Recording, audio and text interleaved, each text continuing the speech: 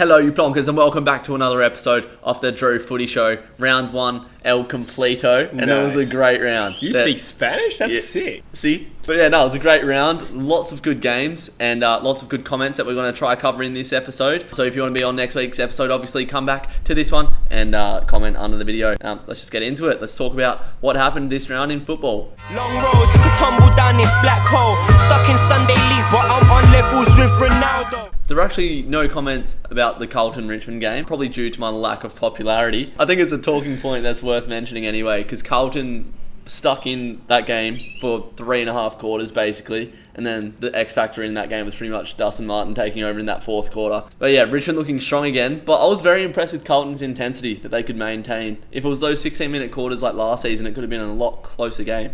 We did hear a lot of talk about, obviously, their new recruits. Zach Williams, of course, didn't play, but I'm really impressed by Adam Sard. We knew he was a good player. I wasn't surprised by that, but I just thought he added a really good attacking dynamic to their back half. And I think, all things considered, Carlton can be pretty pleased with that performance. They pretty much pushed Richmond to really get into their top gear to actually win the game. And of course, Carlton couldn't quite run it out. But I think, taking into account how good Richmond are, that's a pretty good first step for Carlton this year. Collingwood versus the Western Bulldogs. Adam Treloar strikes back, episode 1. Star Wars. But yeah, this execute Order 66. This game was a bit boring, and again, there were no comments due to my lack of popularity and overall interest in the channel. But yeah, Adam Treloar, first touch on the ball. MCG stood on their feet and he hit a forward. Was it Bruce on the tit? I think it was Bruce. And yeah, obviously he come out on top, beating his former side. But this game was pretty boring, a bit of an arm wrestle. And you'd be disappointed being a Collingwood fan after this game. I got this call wrong. I famously backed in Collingwood to resurge this year, and I don't really have criticisms of the Bulldogs. I just thought, the Bulldogs were not as good as Collingwood going into this game. I thought Collingwood were really disappointing. And then we saw the Bulldogs midfield in full flight. I said, how would Treloar work into this midfield? Well, he's kind of almost like a bystander in this game, considering how many midfielders did well for the Dogs. McRae, Bont, and then none better than Bailey Smith, who took home the medal. So, yeah, really frightening performance from the Dogs, albeit in a low-scoring game. The fact that Dunkley started on the bench shows the depth of this midfield. He would be a starting midfielder in any other team, but it just takes the load off the other midfielders' shoulders. We've made this joke a stupid amount of times now. It's getting a bit silly. Or say something new.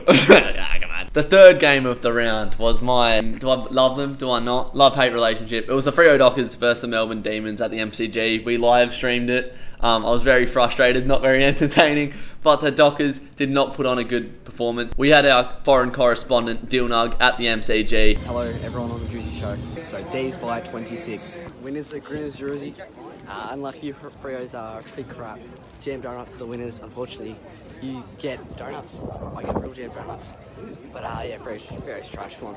A very close prediction there from Dilnug. Shout out to Dilnug for getting us those clips, and better luck next time with getting the donut in your mouth. Hello, overconfident Melbourne fan. Are you there? Hello. The lid's off. The lid is off, boys. How are we? Yeah, well... Thriving. Thriving, yeah. After the weekend, not too great, mate. Your D's did a business on the Dockers, the Drew's McDonald Cup, as it's famously known.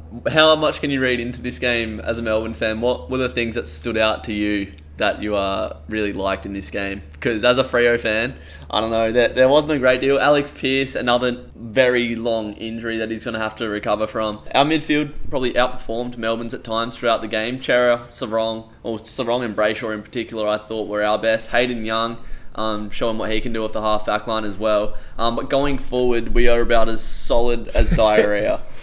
That's the best way to describe it. As a Melbourne fan, I think your defence held up really well. Lever, May, putting on absolute clinics. What did you think of your boys' performance? Yeah, no, I was stoked with Lever and May. They are becoming, like the back end of last year, the way that they sort of, I don't know, just the mechanics behind who goes up, who doesn't, who spoils, who cuts across.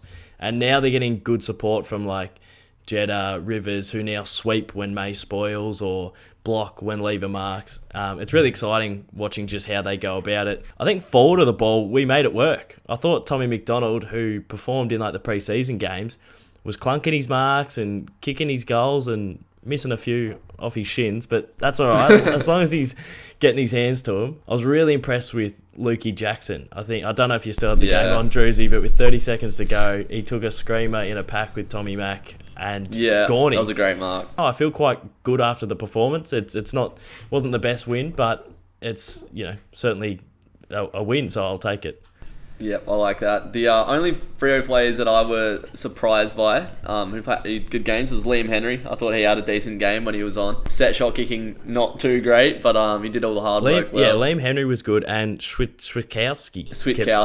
He kept bobbing up everywhere. Where do you see Melbourne finishing this season, McDonald? From the word go, thought we would be like a top 6 team, but a potentially top 6 team. I reckon we could, at our absolute peak, fluke a 4th. If we play the way we played on the weekend and don't improve from that performance, I reckon we could fall 8th or 9th. So I'm going to say we're going to finish 7th. And that performance was a bit of a 3rd, 4th gear performance, I felt. Melbourne have a lot more to offer. The scoring power from both teams was obviously down. Both teams had a lot of forwards out. So I guess you can take a lot of confidence from knowing you got Wiedemann and Ben Brown to come in and actually help you score more than 80 points. I was impressed by the midfielders who kicked goals and just the entries as well as certainly been cleaned up a little bit. So who knows? You never know with Melbourne. We could be last in 2 weeks, so I'm just enjoying it for what it is. I'll be right there with you. We appreciate your time, McDonald. Go the D's for the rest of the season, and I'm sure you'll be back on the channel very soon. Yep, beautiful. Love your work, boys. Cheers. There we go. There we have it. Caden just mugged me right off. And the Dockers just shattering any happiness that I had remaining in my soul. That is a harsh summary of what a That's terrible what it game. feels like. It wasn't that bad. It was the worst game of the round, let's be real. So after that, we stopped streaming, and one of the best games, which we thought would be an absolute stinker, was played. Adelaide versus Geelong, and we have some comments. We've got some comments, baby. First comments. Yeah, we're relevant. So we got a couple. So do you think Adelaide will do better after what we saw on Sunday? That's from Aussie. What did you think of the Adelaide game? Do you think Dangerfield should get 2 weeks for his knock on Kelly? Says Yash Frattel. Does Danger deserve 2 weeks for that bump, do you reckon? For all intents and purposes, it looked like a football act. It didn't look traditionally like a reckless act. He's gone to bump and they've had a head clash, and he hasn't done too much wrong, but the reality is the AFL's trying to move away from the bump. Let's face it, they need to be seen to be on the front foot with concussions, and I totally respect that. The rule, as I understand it, is if you choose to bump, you're pretty much responsible for whatever happens. The irony is that head clash could have either easily seen Dangerfield come off second best and him be concussed, but that's just the way it is. So I think he's going to cop a couple of weeks. Yeah, I think a week or two would be fair, to be honest. Hard to argue against. What did you make of Adelaide? They come out of the blocks fucking hot. Unreal. Who could see that coming? No, sometimes you look at how a team finishes a season and it is indicative of how they'll go next year. We made the comment, the Crows finished last year really, really strongly. They've taken that form and it probably even bettered it in round 1 because it was a really good game, really fast, clean ball movement. I think the biggest difference between maybe the Crows and even someone like a Gold Coast or Fremantle was the fact that they had Tex Walker clunking everything that was in his way and then bombing goals from 50. He grabbed the ball out of the ruck, snapped one on his left. He had one of the best games I've ever seen him play. I'm not really a Tex Walker fan, to be completely honest, but there was something cool about seeing him return to form. Could they push top 8? I think if you use the same sort of criticism against them like you would with some other younger teams like your Sydney, North and Gold Coast, a lot of young players probably can't play out a full season. I'd be surprised if they last that long to contend, but I could see them definitely avoiding the bottom 4 to 6 with their play like that more often. Yeah, clear improvement there from the Crows. Then another upset that night, Sydney going up to the Gabba and spanking Brisbane. But after about halfway through the third quarter, Sydney just started to run away with it. What do you make of that game? Really, really impressive performances. And I think the interesting thing about them is how much of their contribution came from their young guns. In particular, what I assume will be the Rising Star nominee, Errol Golden, had probably close to best on ground, 19 touches, 3 goals. Logan McDonald kicked 3 goals away from home against a really top team. Frightening performance from City. I don't know, again, if they can sustain it because of their young list, but top-notch win, to be honest. Logan McDonald looks at AFL ready already. As you said on the stream, playing in the Waffle last year, sort of got his body matured somewhat. 3 goals on debut, was it? Good rate of goals. We got a comment here from Daniel Saunders who said, talk about the 2 upsets of the round. We just did. So next week we've got Geelong versus Brisbane and Sydney versus Adelaide. 2 teams who are expected to rebuild in Sydney and Adelaide. One of them's going to go 2-0. And teams that were expected to make the top 4, Brisbane and Geelong, one of them's going to go 0-2. Interesting dynamic. So Geelong and Brisbane, there's going to be a team that's going to be on the back foot quite early in the season.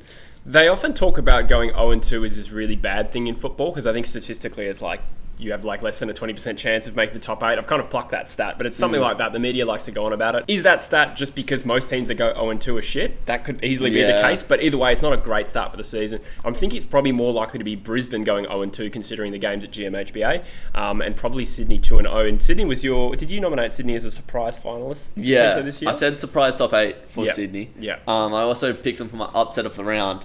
Yes, you did. Good very call. confidently called that one. And Logan McDonald also debuted, so a lot of youth in that list. Drewzy, is this an absolute pumping waiting to happen, or do you think this is going to be a competitive game? Just like me losing my virginity. Pumping waiting to happen. Jesse, we'll go an upset of the round. Who do you see pulling off an upset? I'll go the Swans beating the Lions. I like the Swans a lot, despite what I just said. Fucking 2 minutes I was going to ago. say, you emphatically ruled them out. Yeah. That other Saturday game, received no comments. That was one of the best games of the round. A 1-point win. Essendon were in the driver's seat. We flicked over to Brisbane, Sydney, thinking that the game was over. We turned back and Hawthorn were, knocking on the door and ended up winning the game. I think it was Harry O'Brien who kicked... Not Harry O'Brien. What's his name? Tim O'Brien. Tim, Harry. Tom, Dick and Harry. It was Tim Lumumba for the Hawks. Harry O'Brien. Tom, Dick and Harry, mate. They're all the same. Lucky Harry.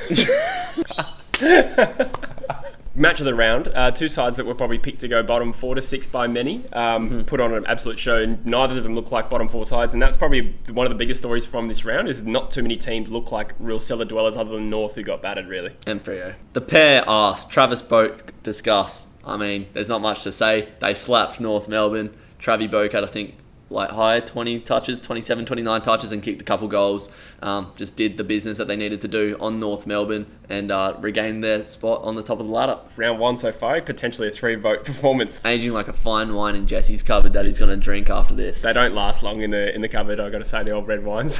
A very close win away from home for the Saints, beating GWS, a team on the rise in St Kilda. GWS showed a lot of promise, but in the end, St Kilda just held out and got the win.